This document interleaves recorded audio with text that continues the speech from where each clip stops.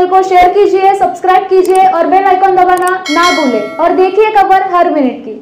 उल्हासनगर महानगर पालिका में कार्यरत एक महिला कनिष्ठ लिपिक ने अतिरिक्त आयुक्त जमीर लेंगरेकर इनके ऊपर गंभीर यौन उत्पीड़न का आरोप लगाया है। महिला कर्मचारी ने पुलिस में शिकायत दर्ज कराई है। महिला ने कहा है कि 2022 से 2023 के बीच लेंगरेकर महिला के साथ केबिन में बार बार अश्लील बातें किया करते थे। महिला कर्मचारी ने आरोप किया है कि उसने लेंगरेकर को इस प्रकार की बातें करने से रोकने की कोशिश की, लेकिन वह नहीं रुके। इसके बाद महिला ने उल्हासनगर महानगर पालिका को विशाखा समिति में लिखित शिकायत दर्ज कराई थी।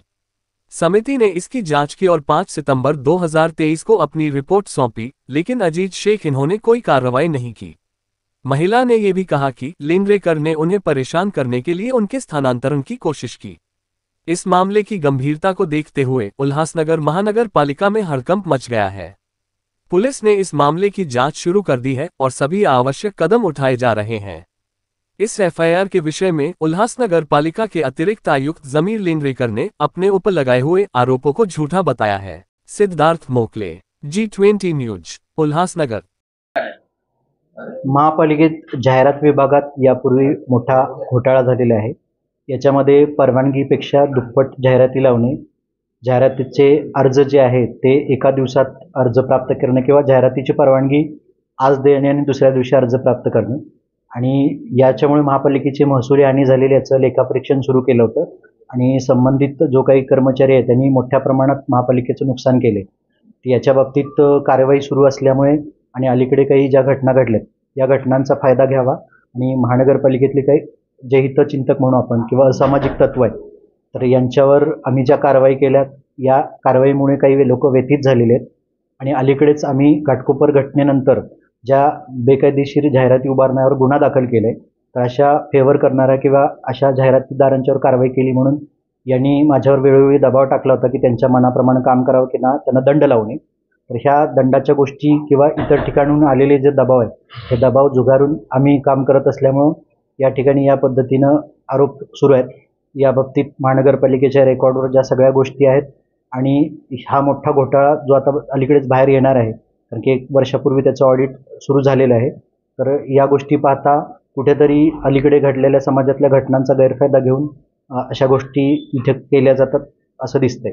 तर 2022 मध्ये या महिलेने असं म्हटलेलं आहे की तुम्ही तिला कॅबिनमध्ये बोलवून घेत होते आणि कमेंट पास करत होते की तू छान दिसते, तुझे कपडे छान आहेत, असे आरोप तिने तुमच्यावरती केलेले आहेत। महानगरपालिकेत काम करत असताना वरिष्ठ अधिकारी, विभाग प्रमुख किंवा सहाय्यक आयुक्त, उपायुक्त हेच वरिष्ठाकडे येतात।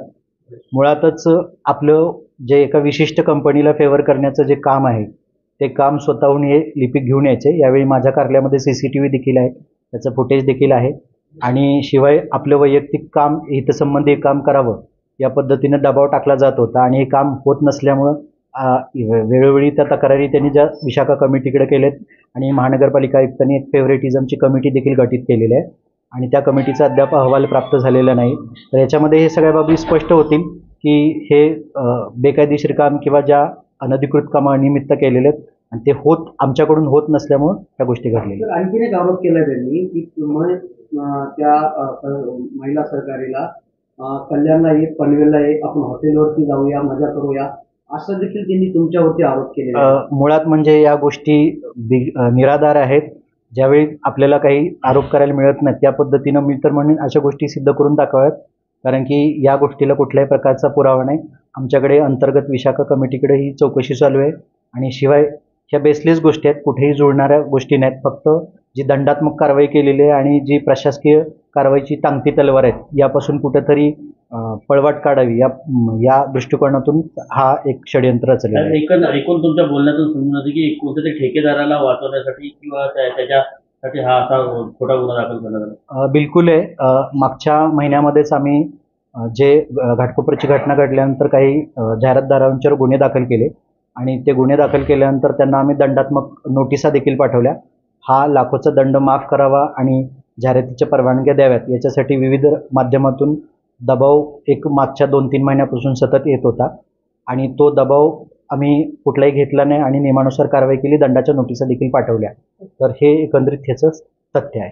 सर, उल्हासनगरमधील जे विशाखा समिती होती त्याच्या अध्यक्षपद महानगरपालिकेच्या बाहेरील महिन्याला का दिले? मुळात म्हणजे महानगरपालिकेमध्ये वरिष्ठ अधिकारी कोणी नसल्यामुळं त्या नियमामध्येच तरतूद आहे.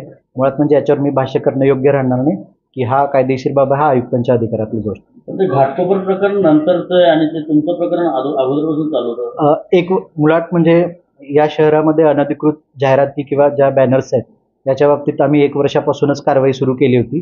आमच्या रेकॉर्डवर जर बघितलं तर सपना गार्डन या ठिकाणी अनधिकृत परवानगीपेक्षा दुप्पट जाहिराती उभा केल्याचं आमच्या निदर्शनास आल्यावर आम्ही ती कारवाई केली आणि त्याच्या दंडाची नोटीस बजावल्यानंतरच हे प्रकरण खरं तर सुरू झालं. सर, देखने को मिलता है कि कॉन्ट्रैक्ट बेस में जिस तरीके से आपने कहा कौन सी कंपनी को पंचशील, इसमें क्या कोई पॉलिटिकल इसमें इंटरफेरेंस है?